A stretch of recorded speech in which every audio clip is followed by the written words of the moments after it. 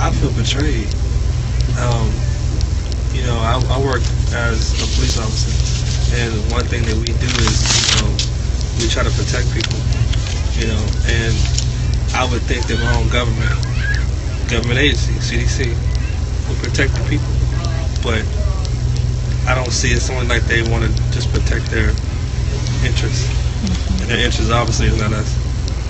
So I feel abandoned in a way. What a good-looking family. You lot. Thank you. Handsome, modelly lot. Okay, tell us who you are first. I'm Tasha Steiner. And this is Zion. And this is Daddy. Yeah, Anthony Steiner. And this is Isaiah. Okay. And the story is about Zion. Tell us about him. All right. So. He's okay. So what happened is I was pregnant with Zion. I had a C-section, emergency C-section. He was 6 weeks early. What happened is when he was 2.5 months, right after the set of vaccines, I want to say it was a set of 5, within a week, he began to projectile vomit. He began to this loud pitch scream coming from him. And we took him to the doctor, and they told him, well, because he had a fever too, and they just told us to give him Tylenol to bring down the fever. Well, that night he was went to the hospital, to the emergency room. He was medevac to Children's Hospital. Here's a picture of that. I don't know if you can see it, but that's him in that little thing. And this is him. Let's see here. They couldn't find a vein. So this is the only vein they was able to find because his veins kept collapsing. How old is he in this? 2.5 months. Oh, poor boy. He's been hospitalized 4 times. And I really just did not even connect it to the vaccinations. I didn't until you all began to talk. I had a friend who told me not to vaccinate my second child. And then when you all started the movie, I said, wait a minute. I went back in my paperwork and I said, this happened only a week later, you know. But projectile vomiting, constant, it was diarrhea, high-pitched scream. Yeah, arching of the back. And you saw Vax, the film? Yes, we saw Vax. What's wrong? Me? No. We did see Vax, the film, and that's when we began to make the connection. So what do you think about the fact that the CDC knew all along that your son was at more risk than anybody else of getting the vaccine? They knew, and if they'd not hidden the data and had come out and told the truth, he would never have had it. It's interesting that you're a law enforcement police officer. Well, we call them policemen in England. I don't know what they're called over here. My brother-in-law's a policeman, and he said to me, if someone reported to the police a crime, like this is a crime, their duty is to investigate. They have to investigate. Yet there's no duty for anyone to investigate. No matter who you report it to, no one's investigating it. So they were suggesting that we call the police with all our injured children and report it as a crime. How do you think that go down? Right. Could be a problem. Oh, definitely be a problem. But yeah, I'm taken back by all this. Just to know that not too many people even know about it.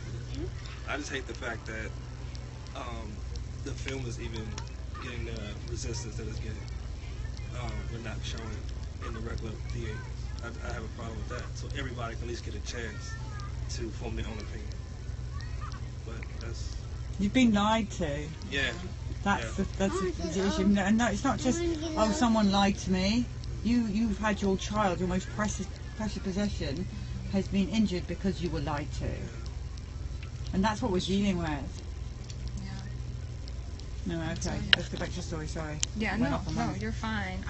No, I just wanted to say that, you know, with constant hospitalizations that he was, I think it was 4 times, then I begin to see little things, talking to himself, playing with toys with no purpose, those type of things. He always had eye contact, though, so never had issues with that, but I just said something isn't right. Ceiling fans, watching it over and over again. that's when I knew that something was not right. I went to Autism Speaks website, and the one thing I saw was when a child stares at ceiling fans, and that's when I said, oh my goodness, this cannot be. And I was in denial for a long time about it, because the issue is this. I didn't want children. I'm just going to be honest. I didn't want children. My husband and I, we used to argue about it. And what happened is he stopped fussing with me. He began to pray. And over a course, I don't know if it was a month, I don't know what it was, but I was working in my basement, and I heard God tell me it is time. And I knew he was talking about having a baby. I went upstairs, I told my husband, I said, this is what I just heard God say. And I said, and you know it's God, because I don't want to do it. And he said, thank you. And he's crying, and I was like, what's going on with you? And he's like, because I've been praying that you would change your mind. So a part of me, very big. That's what happens.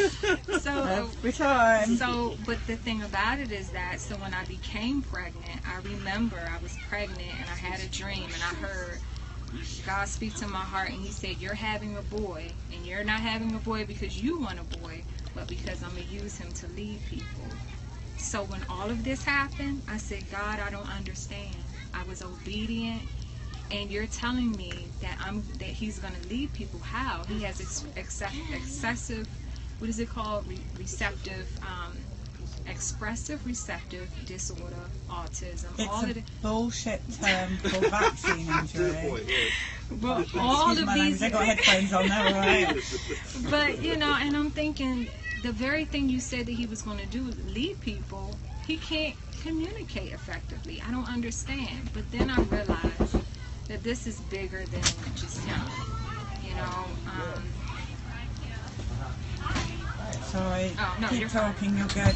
Oh no, so, I mean, this is bigger than just him. I do feel that God is trying to get something through us.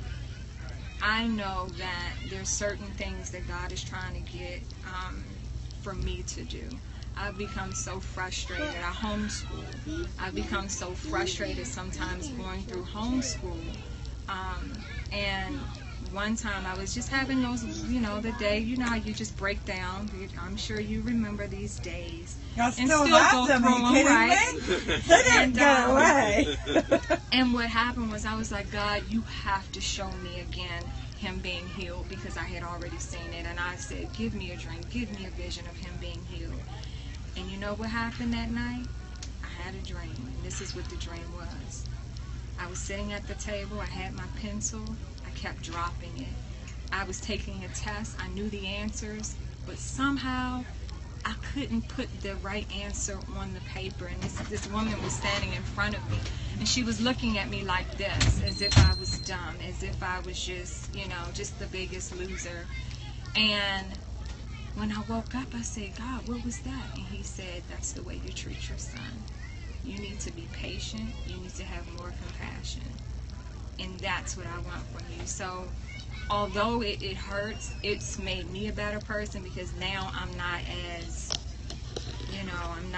I'm impatient sometimes, I'm not going to lie, but it's made me a better person because I have compassion. And I realized that in that dream, I wanted to take the test. I knew the answers, but I was frustrated, and I kept dropping my pencil, and he does this all the time. So God allowed me to become my son, and it didn't feel good. The way that lady was looking at me as if, like I'm dumb. I was like, oh God, if I treat my son like that, if he thinks that of me, I have to change what I'm doing. Wow. So, powerful stuff, guys. Yeah. Let me just say this though. I think that you all and what you're doing is so amazing. I think that also when it comes down to David and Goliath, you guys are definitely David. The Goliath are like the CDC, the government, everybody else is covering this thing up. And I just want to thank you guys for doing what you do. Get Mama. Thank you.